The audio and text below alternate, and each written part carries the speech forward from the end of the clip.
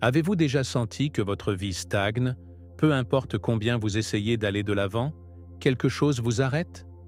Vous êtes-vous demandé pourquoi il semble que le but de Dieu prenne pour se manifester dans votre vie? Écoutez bien, ce n'est pas une coïncidence. Dieu a déjà préparé un chemin vers vous. Mais il y a des choses que vous devez faire pour entrer dans son but. De nombreux croyants passent des années à attendre des signes, alors qu'en réalité, Dieu guide déjà ses pas. Vous ne pouvez pas vous asseoir en attendant que les choses changent pour elles-mêmes. Aujourd'hui est le jour de l'éveil spirituel et de l'action.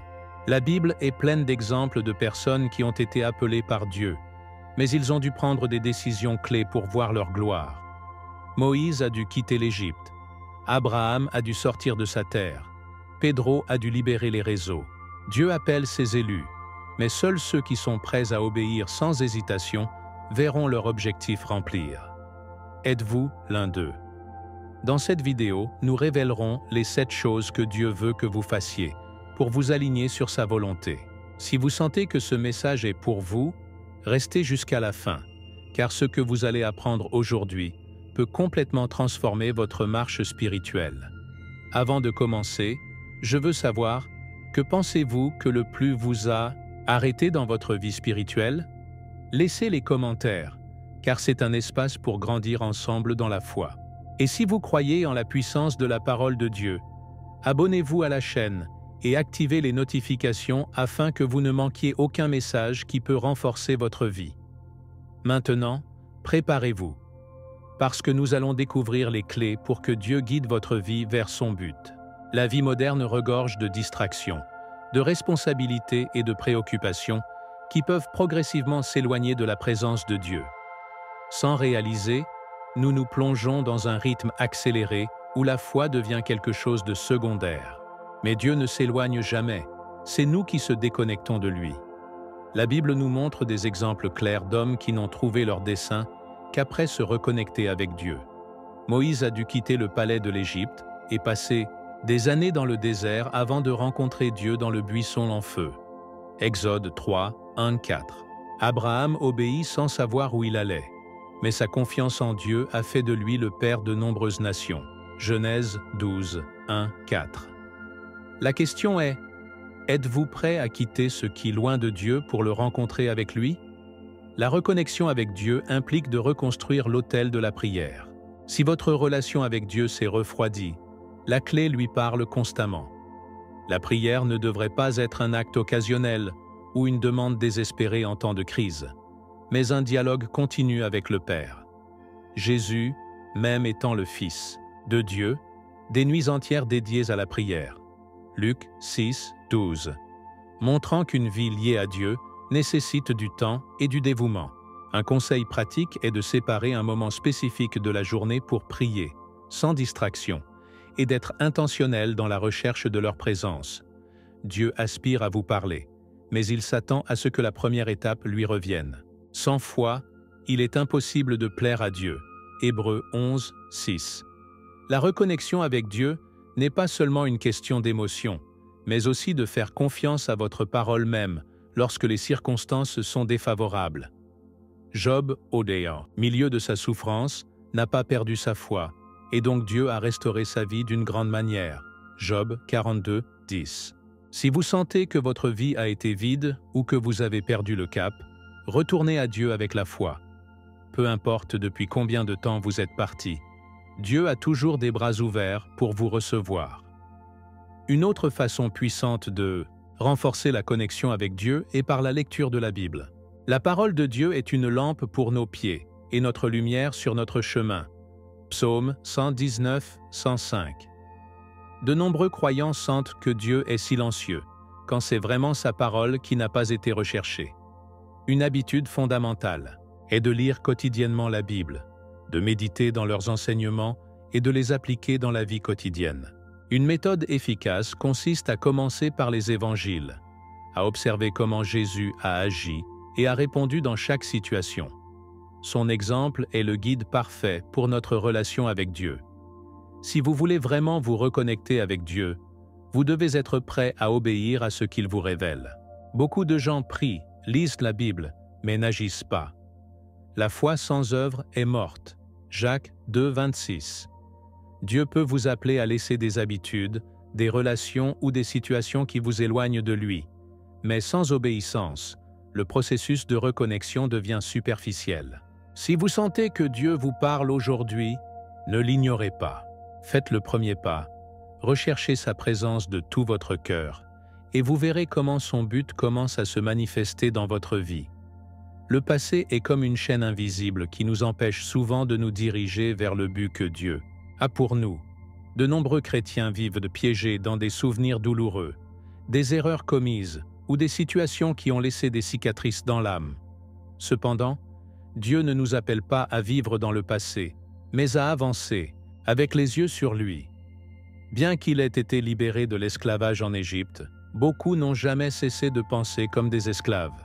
Ils se plaignaient, doutaient et aspiraient à ce que Dieu avait déjà laissé. Exode 16, 3. Si Dieu a fermé une porte dans votre vie, c'est parce qu'il a quelque chose de mieux. Mais pour le recevoir, vous devez libérer ce qui a été laissé pour compte. L'un des plus grands obstacles pour quitter le passé est le manque de pardon, soit envers les autres, soit à soi-même. Beaucoup de gens s'accrochent aux blessures et aux rancunes, sans se rendre compte que le ressentiment ne fait que le pouvoir aux expériences négatives. Jésus a été le plus grand exemple de pardon lorsque, sur la croix, il a demandé au Père de pardonner à ceux qui le crucifiaient. Luc 23, 34. Si Jésus, étant parfait, a pardonné à ceux qui le blessaient, qu'est-ce qui nous empêche de faire de même? Purger ne signifie pas justifier le mal qu'ils nous ont fait, mais libre du fardeau qui nous empêche d'aller de l'avant. Le manque de pardon est une prison de l'âme, et Dieu veut vous voir libre de marcher dans son but. Un autre piège du passé est la culpabilité. L'ennemi essaie de nous rappeler constamment nos erreurs pour douter l'amour de Dieu.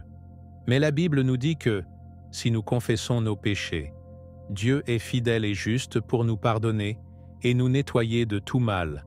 1 Jean 1, 9. Il n'y a pas de péché si grand que le sang de Jésus ne peut pas nettoyer. Lorsque Dieu nous pardonne, il ne nous condamne pas ou ne se souvient pas de nos échecs. Si Dieu vous a déjà pardonné, pourquoi continuez-vous à punir quelque chose qu'il a déjà oublié? Marchez avec la certitude que vous êtes une nouvelle créature en Christ. 2 Corinthiens 5, 17. Pour libérer le passé, il est nécessaire de renouveler l'esprit avec la vérité de Dieu. L'ennemi essaiera d'apporter des pensées d'échec, d'indignité et de défaite. Mais la parole de Dieu déclare que nous sommes plus que des vainqueurs. En Jésus-Christ, Romains 8, 37. Il est important de remplir notre esprit de promesses bibliques et de déclarer dans la foi ce que Dieu dit de nous. Au lieu de vous souvenir des échecs, rappelez-vous ce que Dieu a fait dans votre vie. Au lieu de vous concentrer sur les blessures du passé, concentrez-vous sur la guérison que Dieu vous a donnée. La direction de votre vie est déterminée parce que vous décidez de méditer chaque jour. Vous ne pouvez pas recevoir le nouveau de Dieu si vous continuez à tenir l'ancien. La foi implique de laisser aller pour embrasser ce qui s'en vient. Abraham a dû quitter sa terre et sa famille pour recevoir la promesse. Genèse 12, 1. Lot et sa famille ont été avertis de ne pas regarder en arrière lorsqu'ils ont quitté Sodome. Mais la femme de Lot s'est désobéie et est devenue la statue de sel. Genèse 19, 26. Combien de miracles avez-vous perdu pour continuer à regarder en arrière? Dieu veut faire quelque chose de nouveau dans votre vie, mais vous devez libérer l'ancien. Il décide aujourd'hui de quitter le passé entre les mains de Dieu et d'avancer, avec confiance dans son but. Le pardon est l'un des outils les plus puissants que Dieu nous a donnés pour vivre dans la liberté. Mais il est souvent le plus difficile à pratiquer. Retenir la rancune, c'est comme charger une valise lourde qui nous épuise spirituellement.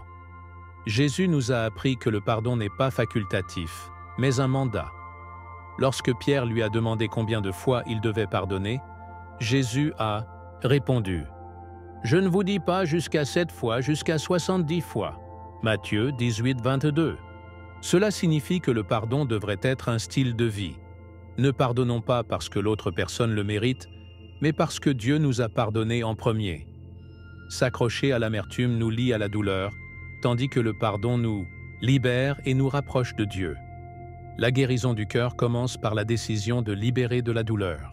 Beaucoup de gens croient qu'ils doivent se sentir prêts à pardonner. Mais la vérité est que le pardon est une décision avant une émotion. Si vous vous attendez à sentir que c'est le bon moment, vous ne le ferez probablement jamais. Dieu nous appelle à agir dans la foi. Jésus, quand il était coincé sur la croix, ne s'attendait pas à ce que ses bourreaux s'excusent. Il a décidé de leur pardonner au milieu de la souffrance. Luc 23, 34. Il en va de même. Si nous espérons que l'autre personne le méritera, nous continuerons à attacher au passé. Purger ne signifie pas ignorer les dégâts, mais le délivrer à Dieu et lui laisser guérir nos blessures. Cependant, parfois la personne dont nous avons besoin le plus est nous-mêmes.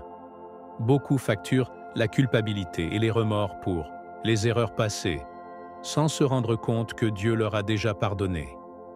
L'ennemi utilise la culpabilité pour nous faire sentir indignes de l'amour de Dieu, mais la Bible est claire. Maintenant donc, pas de condamnation pour ceux qui, en Christ Jésus. Romains 8, 1. Si Dieu a déjà supprimé la condamnation, pourquoi continuons-nous à nous punir?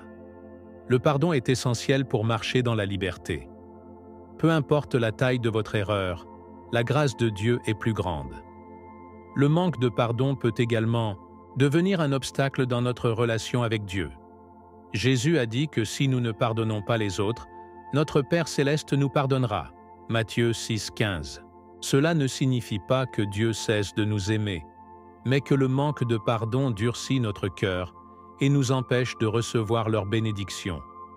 Un cœur blessé est comme un terrain sec où la graine de la foi ne peut pas grandir.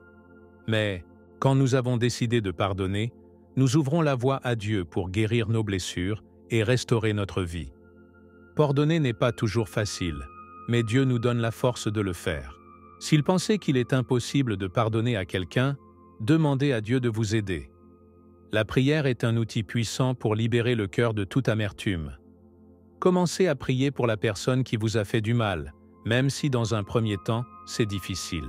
Jésus nous a appris à prier pour nos ennemis. Matthieu 5, 44. Non pas parce qu'ils le méritent, mais parce que notre cœur doit être guéri. Lorsque vous décidez de pardonner, vous permettez à la paix de Dieu de remplir votre vie. Et cette paix est inestimable. L'obéissance est une preuve de foi et de confiance en Dieu. De nombreux croyants prient pour la direction, mais quand Dieu répond, ils prennent pour agir ou chercher des excuses pour reporter ce qu'il a demandé. Cependant, la Bible est claire. L'obéissance retardée est la désobéissance. Abraham a été appelé par Dieu pour sortir de sa terre sans connaître le destin et sans hésitation. Obéit immédiatement. Genèse 12, 1, 4. Si Abraham avait retardé sa réponse, aurait-il reçu la promesse? Dieu cherche des gens qui réagissent sans délai, car chaque instruction divine a un but et un temps spécifique. Quand Dieu parle, ce n'est pas pour nous de trop réfléchir, mais pour nous d'agir dans la foi. L'une des plus grandes erreurs qui empêchent l'obéissance est la peur. Plusieurs fois, Dieu nous appelle à faire quelque chose qui semble difficile, mais la foi n'est pas basée sur ce que nous voyons, mais sur ce que Dieu a promis. Moïse, lorsqu'il a été appelé à libérer Israël, a tenté de reporter la mission avec des excuses, disant qu'il n'était pas éloquent. Exode 4, 10. Cependant, Dieu ne cherche pas de compétences, mais la disponibilité. Lorsque nous obéissons, il est responsable de la fourniture de nos faiblesses. Si Dieu vous a appelé à faire quelque chose, ne laissez pas la peur vous paralyser. Sa grâce est suffisante pour vous équiper et vous entraîner à ce qu'il vous a confié. Un autre obstacle qui retarde l'obéissance est le réconfort. Beaucoup de gens savent ce que Dieu leur a demandé, mais ils ne veulent pas quitter leur zone de confort. Jésus a appelé beaucoup à le suivre, mais certains ont demandé du temps pour résoudre les problèmes personnels avant d'obéir. Luc 9, 59, 62. Le confort et les distractions de la vie peuvent nous faire reporter le dessein de Dieu. Mais lorsque nous priorisons sa volonté, il prend soin de nos besoins. L'obéissance n'est pas toujours facile, mais c'est la clé pour vivre dans le but divin. Si vous sentez que Dieu vous a guidé vers quelque chose, mais que vous le reportez toujours, il est temps de faire le pas et de faire confiance dans votre direction. L'obéissance a un impact non seulement sur notre vie, mais aussi celle des autres. Jonah a essayé de fuir l'appel de Dieu, mais sa désobéissance a affecté ceux qui étaient avec lui dans la tempête. Jonas 1, 4, 12. La même chose se produit avec nous. Lorsque nous retardons ce que Dieu nous a demandé, nous pouvons empêcher les bénédictions non seulement pour nous, mais pour ceux qui nous entourent. Cependant, lorsque nous obéissons enfin, Dieu restaure et multiplie ses bénédictions. Si vous avez reporté quelque chose que Dieu vous a demandé, n'oubliez pas que vous êtes toujours à temps pour corriger votre cours. Ne permettez pas à la procrastination de s'éloigner du but divin. Dieu honore ceux qui obéissent sans délai. Chaque fois que dans la Bible, nous voyons quelqu'un obéir immédiatement, il y a une récompense. Pedro a tout laissé pour suivre Jésus et a reçu l'appel pour être pêcheur d'hommes. Matthieu 4, 19, 20. Les disciples qui ont obéi ont vu des miracles extraordinaires. Dieu continue d'agir de la même manière aujourd'hui. La question est, êtes-vous prêt à obéir sans reporter? Ne mettez pas d'excuses, n'attendez pas le moment parfait, car la foi est démontrée dans l'action. Dieu a de grands projets, pour vous, mais nécessite une réponse immédiate. La prière ne devrait pas être une ressource d'urgence à laquelle nous allons uniquement lorsque nous avons des ennuis. C'est l'oxygène de l'âme, le canal direct de communication avec Dieu. Sans une vie de prière constante, notre relation avec lui s'affaiblit. Jésus lui-même, même étant le Fils de Dieu, priait constamment. Dans les moments les plus décisifs de son ministère, nous le voyons dans la prière, avant de choisir ses disciples. Lucas 6, 12. Avant de faire face à la croix à Gethsémani, Matthieu 26, 39. Et même lorsqu'il était entouré de foule, en regardant pendant des moments seul avec le Père, Marc 1, 35. Si Jésus dépendait de la prière, combien de plus nous? L'un des plus grands obstacles pour renforcer la vie de prière est le manque de discipline. Beaucoup de gens veulent prier plus, mais finissent par le reporter en raison du manque d'habitude. La clé est de faire de la prière une priorité, pas d'une option. Daniel a prié 3 fois par jour, quelles que soient les circonstances. Daniel 6, 10. Il n'a pas permis aux distractions du monde de l'éloigner de sa connexion avec Dieu. Un conseil pratique est d'établir une période fixe pour prier tous les jours. Il peut être le matin avant de commencer la journée, à midi ou avant de dormir. L'important est d'être constant et de créer un environnement propice à la prière, loin des distractions. La prière doit également aller au-delà des demandes simples. Plusieurs fois, nous abordons Dieu juste pour demander. Mais la prière est un dialogue, pas une liste de désirs. Jésus nous a appris à prier avec gratitude et adoration avant de présenter nos besoins. Matthieu 6, 9, 13. Une façon efficace de renforcer la vie de la prière est de suivre le modèle de notre Père. Commencez à louer Dieu, remercier ce qu'il a fait, avouer les péchés et ensuite présenter les demandes. Lorsque nous prions de cette manière, notre communion avec Dieu s'approfondit et notre foi grandit. Un autre facteur essentiel est la persistance. Beaucoup cessent de prier lorsqu'ils ne voient pas les réponses immédiates. Mais Jésus a enseigné que nous devons insister sur la prière, comme la veuve qui n'a cessé de demander la justice jusqu'à ce qu'ils le reçoivent. Luc 18, 1, 8. Parfois, Dieu répond immédiatement, mais d'autres fois, il nous apprend à attendre, avec patience et confiance. Lorsque nous prions avec foi et persévérance, nous démontrons que nous avons confiance en votre temps et à votre volonté. Dieu écoute toujours, mais agit au moment parfait. Renforcer la vie de prière transforme notre mode de vie. La prière nous donne la paix au milieu de la tempête, la direction où nous ne savons pas quoi faire et la force pour faire face à tout défi. Elijah a prié et le paradis fermé pendant 3 ans. Il a prié à nouveau et la pluie est revenue. Santiago 5, 17-18. La prière bouge l'impossible mais doit être constante. Ne laissez pas le manque de prière affaiblir votre relation avec Dieu. Décidez aujourd'hui de renforcer votre vie de prière, et vous verrez comment Dieu fonctionne dans chaque domaine de votre vie. La plus grande bataille à laquelle un croyant fait face n'est pas dans le monde extérieur, mais dans son propre esprit. L'ennemi essaie de semer des doutes, de la peur et des pensées pour s'éloigner de Dieu. Par conséquent, la Bible nous invite à transformer notre façon de penser. Ne vous conformez pas à ce siècle, mais transformez-vous par le renouvellement de votre compréhension. Romains 12. 2. Notre esprit est le champ de bataille où nous définissons si nous vivons dans la foi ou la défaite. Le renouveler signifie remplacer les mensonges de l'ennemi par la vérité de Dieu. Si vous avez déjà senti que vous n'êtes pas suffisant, que vous n'avez aucun but ou que vous ne pouvez pas changer, c'est parce que vous avez autorisé les mauvaises pensées. Mais Dieu veut changer votre mentalité pour que vous puissiez voir les choses telles qu'il les voit. La façon la plus puissante de renouveler l'esprit est par la parole de Dieu. La Bible n'est pas seulement un ancien livre d'histoire, mais le manuel de vie qui transforme notre façon de penser. Jésus lui-même, quand il a été tenté dans le désert, a répondu à chaque attaque de l'ennemi avec l'écriture, écrit. Matthieu 4, 10. Cela nous apprend que la meilleure défense contre les pensées négatives est de connaître et de déclarer le mot. Lorsque l'ennemi essaie de vous faire croire que vous êtes faible, il déclare « Je peux en Christ qui me renforce ». Philippiens 4, 13. Quand la peur veut paralyser, rappelez-vous, Dieu ne nous a pas donné un esprit de peur, mais de la puissance, de l'amour et de l'autodominance. 2 Timothée 1, 7.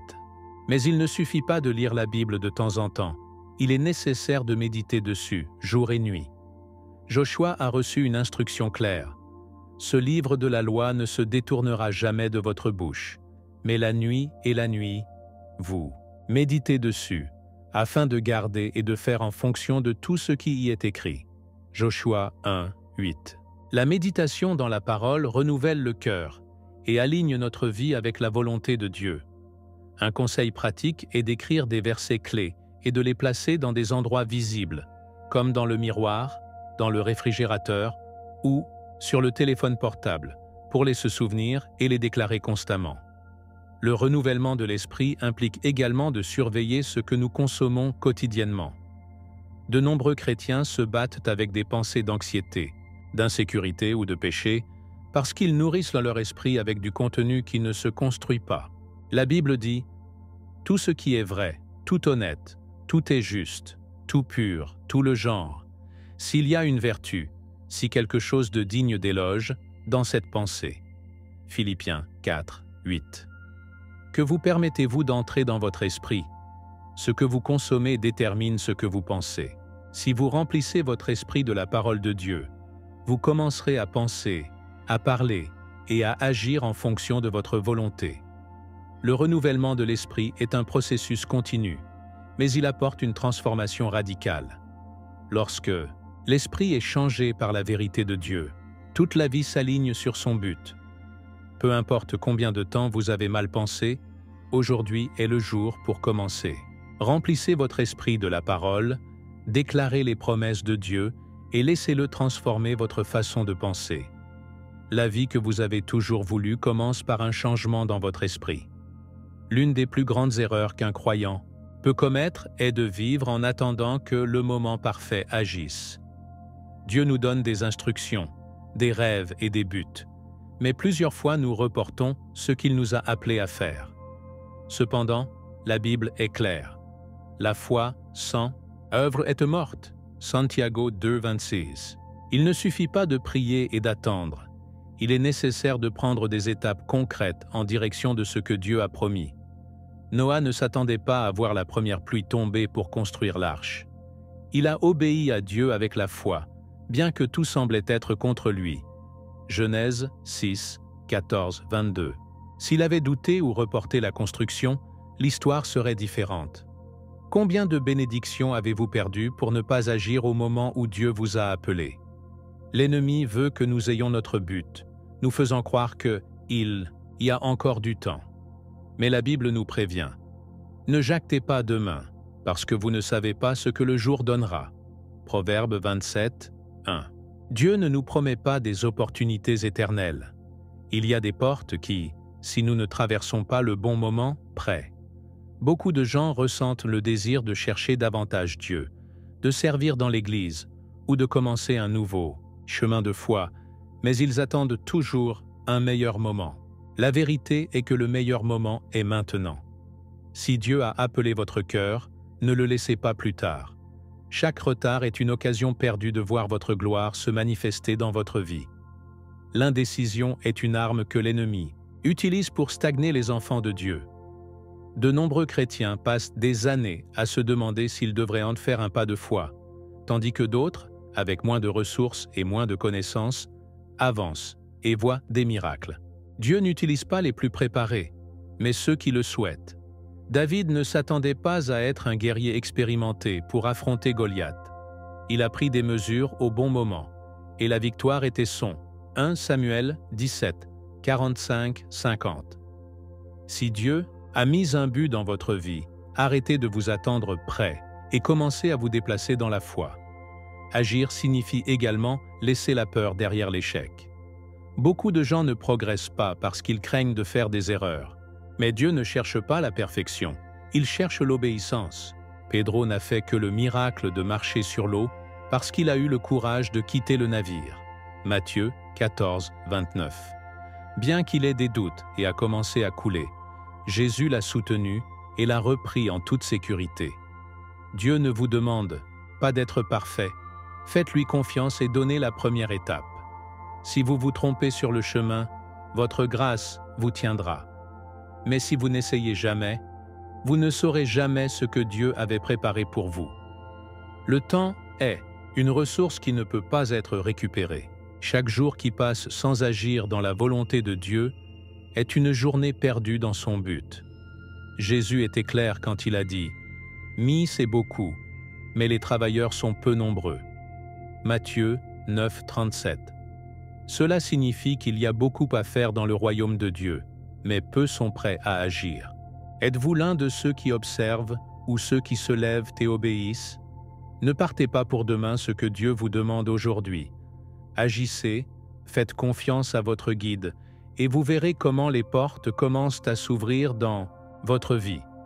Maintenant que vous connaissez les 7 choses que Dieu veut que vous posiez, la question est, quelle étape allez-vous prendre aujourd'hui?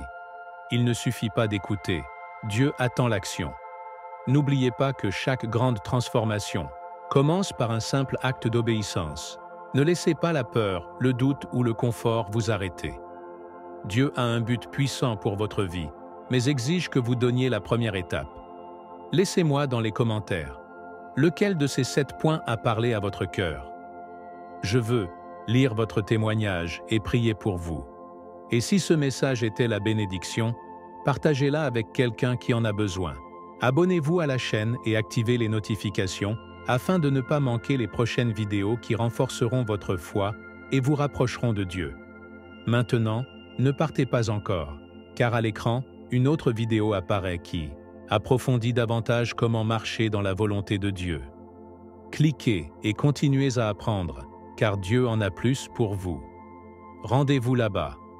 Je suis Joseph, et que Dieu vous bénisse grandement.